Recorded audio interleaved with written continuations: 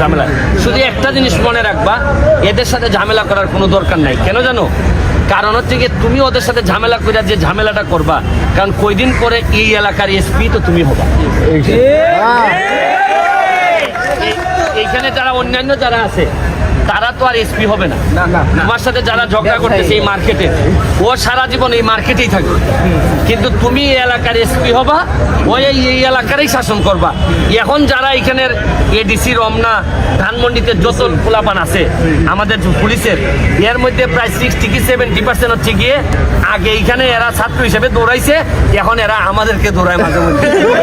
শিক্ষার্থীদের ব্যারিস্টার সুমনের কাছে। সম্মানিত ভিউয়ার্স, অবশ্যই পাশে থাকো। আশা করছি যারা ভিডিওটা দেখছো তাদের খুবই ভালো লাগবে। আর অবশ্যই প্রথম থেকে লাস্ট পর্যন্ত দেখার জন্য তোমাদেরকে অনুরোধ থাকবে। আমাদের প্রিয় ব্যারিস্টার সুমন ভাই কী বলেছে এই ভিডিওর মাঝে সব কিছু ক্লিয়ার তোমরা বুঝতে পারবা। তো পাশে থাকো, শুরু করছি। চাকরির ক্ষেত্রে আপনি কি এটা যুক্তিগত মনে করেন কিনা? শুনেন, আমাদের বিষয়টা কি, আমাদের বাস্তবতা এইরকম, আমাদের তো চাকরির সুযোগই নাই, এইটা আমাদের বাড়াইতে হবে। শুনে, আজকে যে ধরনের সুবিধা থেকে তোমরা বঞ্চিত হইতেছো, 15-20 বছরের যে ধরনের বদলানোর কথা দেশটা, আমরা বদলাইতে পারি নাই। বদলাইছে কারা জানো? তোমরা। আমরা কি জানো? যে মজা মারে ফজা ভাই, আর আমরা খালি বইটা পাই। সব হচ্ছে গিয়ে বড় বড় যারা আছে এরা মজা মারে, আর আমরা খালি বইটা পাইতেছি। এই জন্যই বলছি, আর বইটা পাওয়া বন্ধ করতে হবে, আর এই ফজা ভাইদেরকে কন্ট্রোল করতে হবে। ফজা ভাইদেরকে কন্ট্রোল করতে দেখবা যে সব ঠিক হয়ে যাবে। তুমি কি মনে করো আমরা এর চেয়ে 3 ডাবল সুবিধা পাওয়ার কথা? তোমরা যে সুবিধা পাইতেছো তার চেয়ে 3 ডাবল সুবিধা পাওয়ার কথা, কারণ 2 ডাবল সুবিধা চলে যাচ্ছে অন্যদের পকেটে। এগুলো আমি আরেকদিন তোমাদের সাথে কথা বলবো। তোমাদের সাথে শুধু আমার একটাই দোয়া, তোমরা আমার চেয়ে বড় হও। আর আমার চেয়ে বড় হও এই কারণে, আমার চেয়ে আরো অনেক বড় বড় লোক দরকার এই বাংলাদেশটারে ঠিক করতে। বাংলাদেশটা নাইলে কোনোভাবেই ঠিক করা যাচ্ছে না। তুমি দেখো যে হাজার হাজার তোমাদের মতো ট্যালেন্টেড ছেলেরা বিদেশে চলে যাচ্ছে, গিয়ে বিদেশকে সার্ভিস দিচ্ছে, কিন্তু বাংলাদেশে আমরা কিছু দিতে পারতেছি না। শোনো, তোমাদের প্রতি আমার একটাই দাবি, যে আমি এক ব্যারিস্টার সুমন যে ফাইটটা করে যাচ্ছি, তোমরা যদি আমাকে সহযোগিতা না করো, তোমরা যদি পড়াশোনা করে ভালো অবস্থায় না যাও, তোমরা যদি নৈতিকভাবে যদি স্ট্রং না হও, তাহলে আমাকে দুনিয়া থেকে চলে যেতে হবে। কারণ কিছু মানুষ যদি জানে বা বুঝে যে ব্যারিস্টার সুমনকে দুনিয়া থেকে সরাই দিলে ঝামেলা শেষ, তাহলে আমি কিন্তু আর বাঁচতে পারবো না। কিন্তু মানুষ যদি, যারা দুর্নীতিবাদ, যারা খারাপ, যারা দেশ বিরোধী, এরা যদি বুঝে যে ব্যারিস্টার সুমনের ভাইরাস অথবা যে বিষ, এই বিষটা সব জায়গায় ছড়াই গেছে, তাইলে কিন্তু আমি হয়তো বেঁচে থাকতে পারবো তোমাদের মাঝে। আমি যদি যতদিন বেঁচে আছি, আমি চেষ্টা করে যাব আমি ওইসবের বিরুদ্ধে কাজ করার। কোন দেশে আছি বিশ্বাস করো, এমন একটা অবস্থা যে আমার উপর ইনজাংশন হয়, আমি চোরকে চোর বলতে পারি না। আমার কথা বলা বাংলাদেশের সবচেয়ে কঠিন কাজের একটা। এবং আমি তোমাদের বড় ভাই হিসাবে তোমাদেরকে একটা কথা বলে যাই, শুনে, আমি উদাহরণ তৈরি করে যাচ্ছি। আমি বেশি কিছু করতে পারবো না, আমি বেশি সারভাইভ করার সম্ভাবনা কম। ওই আমাকে দেশ ছাড়তে হবে, নাইলে দুনিয়া ছাড়তে হবে। কিন্তু তোমাদেরকে একটা কথা বলে যাই, যদি আমি নাও থাকি পৃথিবীতে, তোমাদেরকে বলে গেলাম, ঢাকা কলেজের বড় ভাই হিসাবে বলে যাচ্ছি, আমার যে লিগেসিটুকু আছে, আমার যে ভালো কাজটুকু আছে, এইটা তোমরা হৃদয়ে ধারণ করে যদি সামনের দিকে নিয়ে যেতে পারো, আমি মৃত্যুতেও আমার অত কষ্ট হবে না যে অসংখ্য ঢাকা কলেজের ছোট ভাই আমি রেখে আসছি, যারা বাংলাদেশটারে সোনার বাংলা বানাই দিবে। সবসময় তো আমি কোনো না কোনোভাবে নির্যাতিত বা নিপীড়িত মানুষই নিয়েই আসি। কখনো নুসরাতের বিষয়ে, কখনো মুখ্যমন্ত্রীর বিরুদ্ধে, কখনো সালাম মুর্শিদি, কখনো নানা রকম বিষয় নিয়ে আমি আসি। সালাউদ্দিন সাহেব ফুটবলের, এদেরকে নিয়েই আসি। তো আমার কাছে মনে হয়েছে যে আমি যে বেঁচে আছি, এটাই তোমাদের দোয়া বা অসংখ্য নির্যাতিত মানুষের দোয়ায় বেঁচে আছি। 7 কলেজের বিষয়েও আমি অনেক সময় অনেক জায়গায় কথা বলছি। ইভেন তুমি কি জানো যে ইভেন মাননীয় শিক্ষামন্ত্রীর বিরুদ্ধেও কিন্তু আমি তার এলাকা নিয়ে কথা বলছি। এর মানে হচ্ছে আমি কোনো বিষয়ে পিছিয়ে আসার লোক না। কিন্তু তোমরা যদি 7 কলেজের বিষয়েও আমাকে ডাকো কখনো, আমি তোমাদের সাথে থাকি। আর আরেকটা বিষয় হচ্ছে গিয়ে যে আমি যেটা চাচ্ছি, এটা হচ্ছে গিয়ে যে ব্যারিস্টার সুমন তোমাদের ঢাকা কলেজের প্রোডাক্ট। এই ঢাকা কলেজ থেকে বের হয়ে আমি ব্যারিস্টার সুমন, আমি মনে করি আমার জীবনের যে সাহস আমি পাইছি, এই সাহসটার কিছুটা বা বেশ কিছুটা অংশ কিন্তু আমি ঢাকা কলেজের হল থেকে এবং ঢাকা কলেজ থেকে পাইছি। আর একটা কথা তো বলে, আমিও এটা বিশ্বাস করি, চান্স যে ছেলেটা পায়, এই ছেলেটা শুধু নিজের জন্য বাঁচবে এটা আমি বিশ্বাস করি না। সে তার এলাকার জন্য, সে তার দেশের জন্য বাঁচবে, এটাই আমি বিশ্বাস করি। মনে রাখো, মনে রাখো, শুনো, সক্ষমতা আল্লাহ সবাইরে দেয় না, সক্ষমতা অন্তর থেকে আসে, এটা একমাত্র বিধাতা দিতে পারে। তোমাদের মধ্যে সক্ষমতা আছে বলে এই জায়গা পর্যন্ত তোমরা পৌঁছাইছো, এবং আমি মনে করি হাজার হাজার স্টুডেন্টের মধ্যে তোমরা আলাদা, এবং এই আলাদাটা বিচারটা তোমাদের হাতে দিয়ে দিলাম, বিবেকের কাছে দিয়ে দিলাম।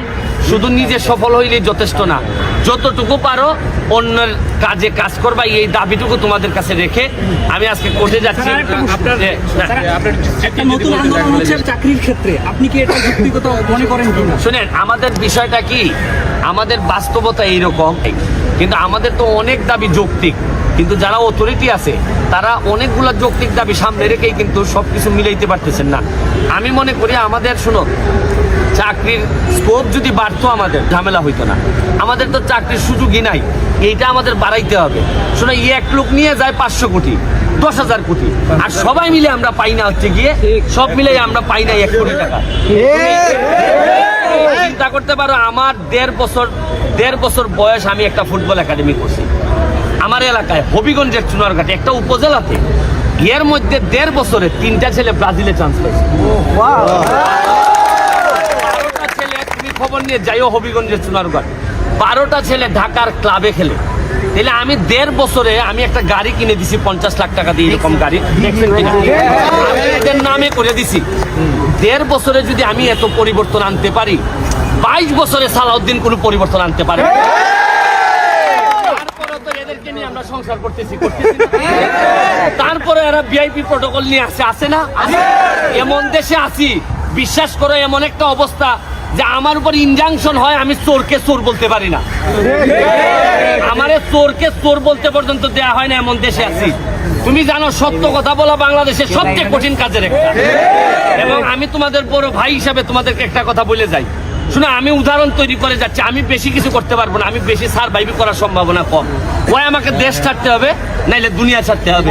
কিন্তু তোমাদেরকে একটা কথা বলে যাই, যদি আমি নাও থাকি পৃথিবীতে, তোমাদেরকে বইলা গেলাম, ঢাকা কলেজের বড় ভাই হিসাবে বলে যাচ্ছি, আমার যে লিগেসিটুকু আছে, আমার যে ভালো কাজটুকু আছে, এইটা তোমরা হৃদয়ে ধারণ করে যদি সামনের দিকে নিয়ে যেতে পারো, আমি মৃত্যুতেও আমার অত কষ্ট হবে না যে অসংখ্য ঢাকা কলেজের ছোট ভাই আমি রেখে আসছি, যারা বাংলাদেশটারে সোনার বাংলা বানাই দিবে।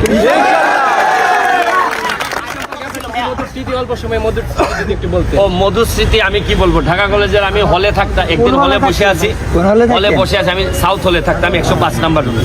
হঠাৎ করে শুনলাম ওই নিউ মার্কেটের এই বলাকাশি নমহলের সামনে আমাদের একটা ছেলে আটকায় রাখছে। তো খালি হলে খবরটা গেছে, আর আমরা সবাই দৌড়দম করে বেরিয়ে গেছি। তো বেরিয়ে গেছি গিয়া, ওই সময় ওরা গেট টেট করে না, এখন ওই সময় ছোট, তো গিয়া দেখি আমাদের ছেলেটারে ওই ভিতরে নিয়ে আটকায় রাখছে। তখন আমরা দৌড়াইয়া গিয়া যখন অ্যাটাক করলাম সবাই রে, যে আমাদের ছেলে কই, তখন আমার মেইন স্মৃতি যেটা, এটা থেকে আমরা যখন অ্যাটাক করছি যে আমাদের ছেলে কই, তখন ওই ওদের আনসার বাহিনী আছে, আনসার বাহিনী করছে কি, এরকম ভাবে একটা বন্দুক তাক করছে ওই আমাদের সামনে। তো বন্দুক দেখে আমরা যারা নিরীহ ছিলাম, গ্রাম থেকে আইছি, আমরা তো কিছু দৌড় দিমু ভাব, কিন্তু একটা ছেলে আমার মনে আছে, তখনই আমি বুঝছি সাহস কারে বলে। ও করছে কি, এইভাবে টান দেয়া, শার্টটারে টান দেয়া খুলছে, খুললিয়া কয় গুলি কর কয়া ওই বন্দুকের সামনে যাইতেছে। আর ও যত সামনে যাইতেছে, এখন ওই গুলি করতে হবে, আর নাইলে তো তার চাপি দেব। তখন ওই আর একটু কাছে যাওয়ার পর ও বন্দুক নিয়ে উল্টা দৌড় মারছে। জীবনের সেরা স্মৃতি। তখন আমি বুঝছিলাম কিভাবে বন্দুকের সামনে ঢাকা কলেজের ছেলেরা দাঁড়ায়। এরপরে যখন দৌড় দিছে, তখন আমরা ভিতরে, আমরা সাহস পেয়ে গেছি, আমরা ভিতরে গিয়ে আমাদের ছেলে নিয়ে আসছিলাম। এই হচ্ছে কি আমার একটা স্মৃতি। তবে আমি মনে করি এখন আরো অনেক সুশীল হয়ে গেছি আমরা কোনোভাবে এখন আর আগের মতো, আমরা তো ওই সময় বাচ্চা বয়সী ছিলাম, আইন হাতে তুলে নেওয়া যাবে না। এখন তোমরাই, কারণ তোমাদের একটা সুযোগ কি জানো, এখানে মাঝে মধ্যে দেখি তোমাদের সাথে ঝামেলা হয়, ওই যে মার্কেট টার্কেটের ঝামেলা। শুধু একটা জিনিস মনে রাখবা, এদের সাথে ঝামেলা করার কোনো দরকার নাই। কেন জানো? কারণ হচ্ছে কি, তুমি ওদের সাথে ঝামেলা করে যে ঝামেলাটা করবা, কারণ কয়দিন পরে এই এলাকার এসপি তো তুমি হবা। এইখানে যারা অন্যান্য যারা আছে, তারা তো আর এসপি হবে না। তোমার সাথে যারা ঝগড়া করতেছে এই মার্কেটে, ও সারা জীবন এই মার্কেটেই থাকবে, কিন্তু তুমি এই এলাকার এসপি হবা, ওই এই এলাকারই শাসন করবা। এখন যারা এখানের এডিসি, রমনা, ধানমন্ডিতে যত খোলাপান আছে আমাদের পুলিশের, এর মধ্যে প্রায় 60 কি 70% হচ্ছে গিয়ে আগে এইখানে এরা ছাত্র হিসেবে দৌড়াইছে, এখন এরা আমাদেরকে দৌড়ায় মাঝে মধ্যে। ঠিক আছে, তোমরা ভালো থেকো, তোমাদের সময় নষ্ট করলাম। আমার আসলে রাস্তায় এই গাড়ি দেখে আমি আবেগ সামলাইতে পারি না, গাড়িতে উঠে বসে গেছি। আমার কাছে মনে হয়েছে অনেক অনেক অনেক অনেক। আর আরেকটা জিনিস হচ্ছে কি, আমার বাড়ি হবিগঞ্জের চুনারুঘাট। এই ছেলেদের সাথে একটু ছবি দিলে হবিগঞ্জের চুনারুঘাট হচ্ছে আমার বাড়ি। তোমাদের সবার দাওয়াত থাকলো, চা বাগান আছে, তোমরা আমার একটা বাড়ি আছে এইখানে, তোমরা যদি কখনো যাও হবিগঞ্জে, চা বাগানের পাশে কি আমার বাড়িতে উঠে যাবা, গাড়িটা খালি থাকে, কেউ যদি আটকায় বলবা হ্যাঁ আটকাস কেন, আমি ঢাকা কলেজের খোলা।